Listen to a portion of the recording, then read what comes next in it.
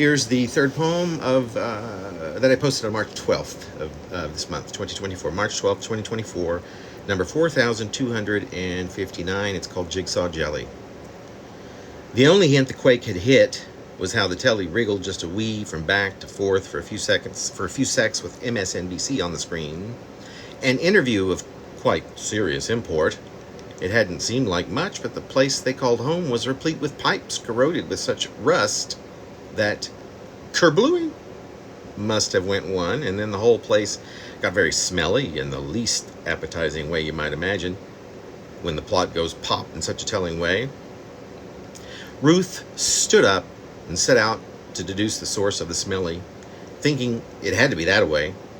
Eve sat still on the cold hard couch and switched the channel on the telly to Anderson Cooper.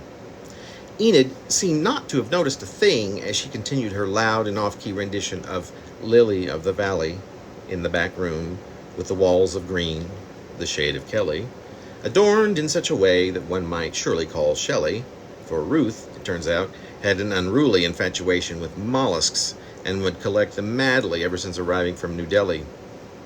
Eve would take the Shelley heaps and pin each one by one upon the Kelly green walls in such a juvenile way that one might think she'd spent her entire years in Sally.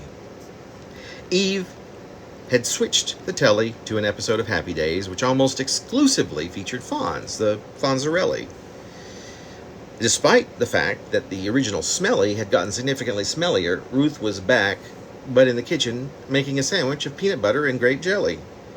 In no time flat, Enid and Ruth joined Eve upon the cold and hard sofa to watch the rest of the sitcom featuring Arthur Herbert Fonzarelli.